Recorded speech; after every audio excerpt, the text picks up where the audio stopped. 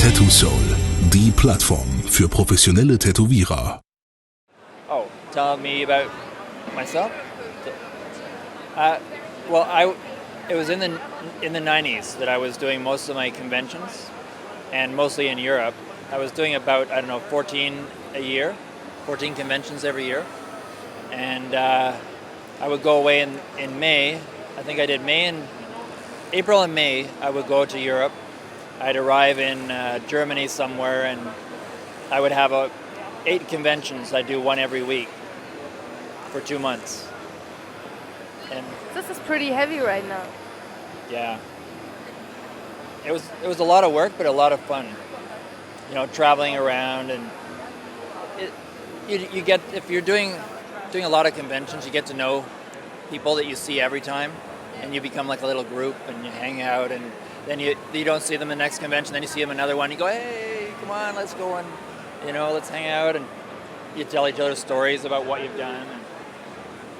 And I really, really enjoyed my time all the way through Europe. And you know what I like about Europe with conventions is you get such a variety of people.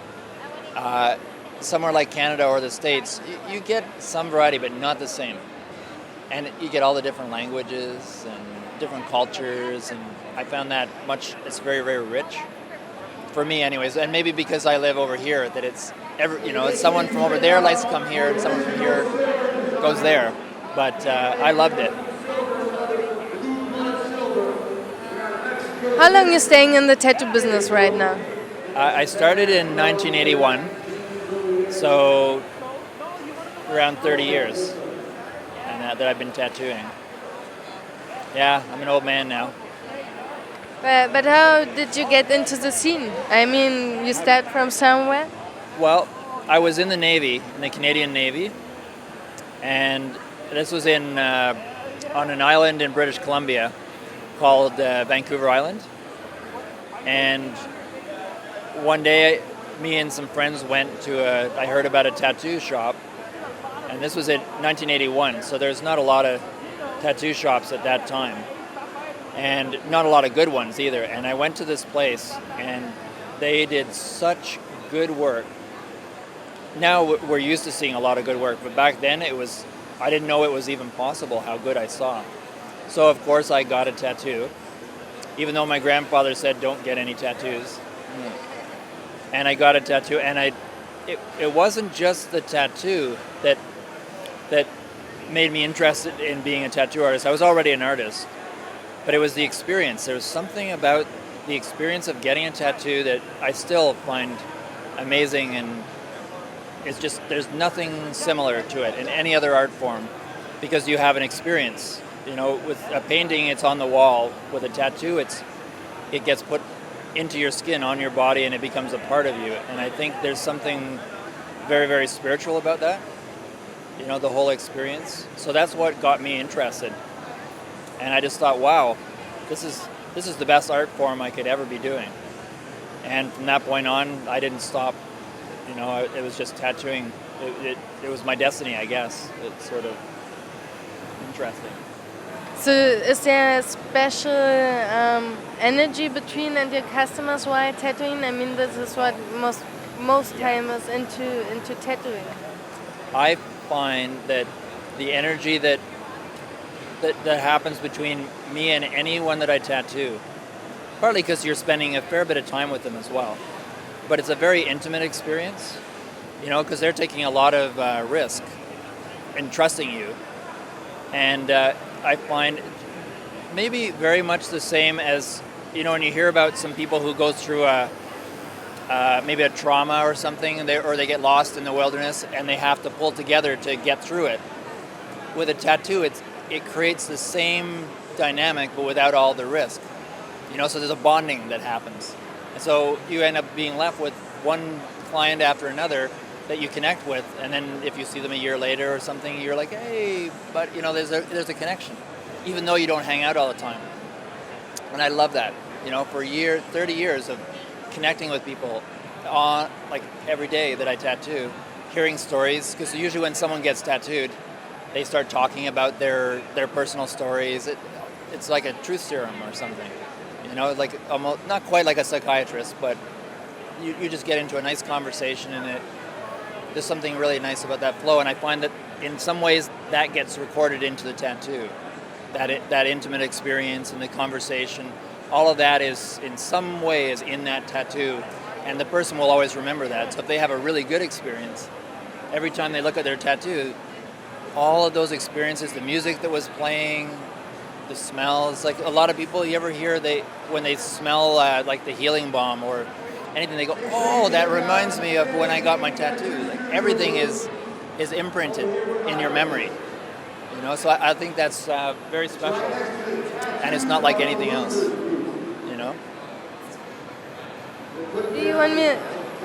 You want to tell me something about your studio? How it works out, and how long is it already where it is? Sure. And yeah, right. Well, I was working in Toronto for, I don't know, 25 years, and I wanted to eventually have because I would have people coming from Europe and from the States to stay and get a tattoo, and I noticed that when someone traveled a little bit of a distance, they had a deeper experience because they were away from home, and I think it just made it a little bit more special because they weren't.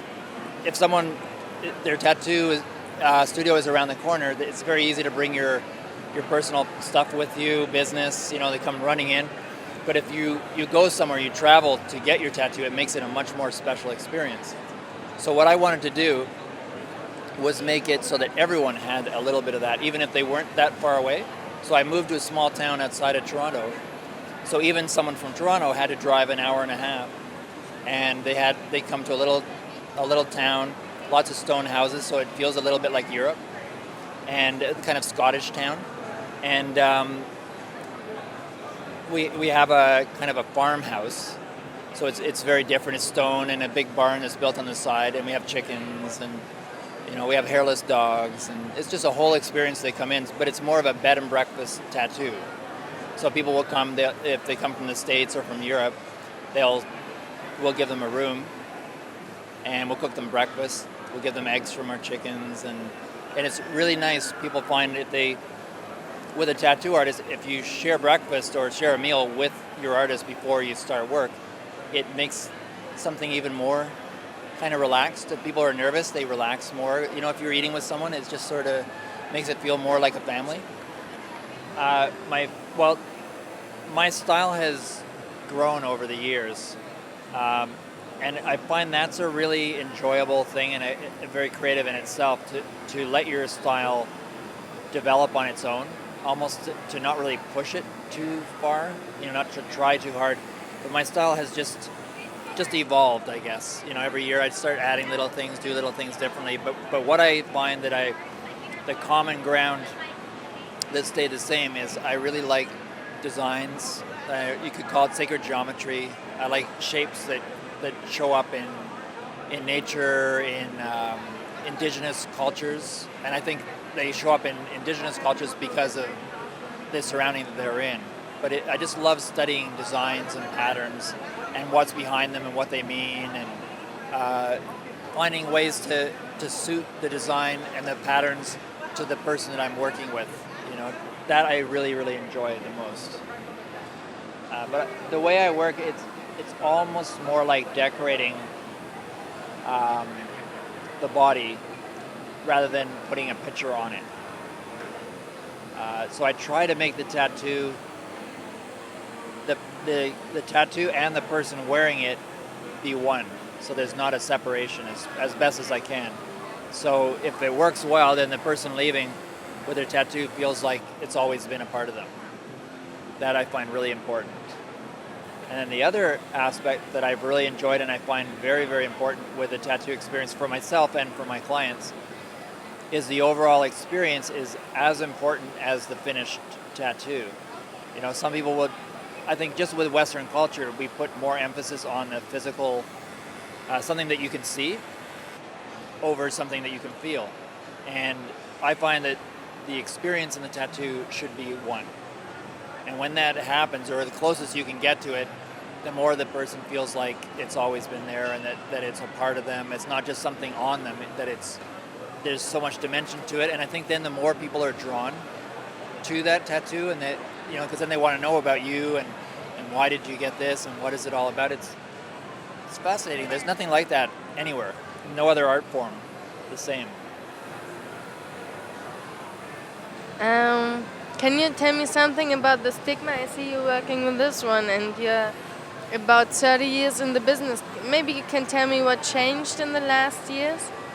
Well, for most of those 30 years, I worked with a whole variety of coil machines. And like most people, for me it was a love-hate relationship. I loved them. I worked with them for a good, 26, 27, 28 years. But I got a problem with my wrist after a while, and it was something that found out later I was born with. The doctor said if I didn't tattoo, I never would have known. But because of tattooing and constantly doing the same repetitive thing with a fairly heavy machine, held in sort of awkward positions for so many long hours, I had developed a problem. So basically, my wrists would hurt like hell while I was tattooing, and I got to a point where I thought, I'm actually not going to be able to tattoo anymore. And that was a horrible feeling. It was scary too, because, how are you going to make a living? So, through a little bit of trial and error, trying different machines and finding out what can I use that's lighter, I eventually ended up with the Sigma Hyper. And today I'm just trying this one here, a different model, which is the Bizarre, just to see what that's like, and I'm finding it really quite interesting. I'm taking a little while to get used to the way that the weight comes to the back, which is more like the coil machines. But it's not taking that long, but it's just, they're so light, they don't vibrate hardly at all, which is, really easy on the bones for someone who has very sensitive bones in this area. And it's just a pleasure to use. Because I do a lot of very, very, very fine detail work where the precision of a curl or something has to be a certain way compared to a lot of tattoo, where it's more shading and things. And so there's a lot of focus, a lot of stress on the eyes too. And the easier it is for the machine, the easier it is for the whole body, so I don't get tired as fast. I can work longer hours. I enjoy my work more because the machine doesn't get between me and my art. And the most important thing for me is the art, not the machine so much. Some people, it's like a Harley, they want to tinker with the machine, and that's really good. But for me, I want to just get my work as good as I can get it. I'm not really a tinkering kind of person, and this allows me to not have to worry about that, So yeah, I love it. It's changed my tattoo career in that respect. It's allowed me to connect again. Yeah, and actually, you know what else? It's allowed me to push my style to greater limits too, which is that makes a big difference as well. Like my style has grown even since I've been using these machines. I'm enjoying it. All conventions, usually the Fridays are a little bit slower, and then Saturdays, are busy. So that's the same. I've never done a convention in Las Vegas before. I've never really hung out in Las Vegas before. I used it as a stopover once to go somewhere else, but otherwise it's a whole different experience, and it's interesting. Each different location or everywhere that I go where there's a convention, it's got a different gathering of people. In Europe, I'll have, depending on where I work, I'll go to a convention, there's a different mixture of people. So Las Vegas, it definitely has its own vibe of sorts. Tattoosoul, die Plattform für professionelle Tätowierer.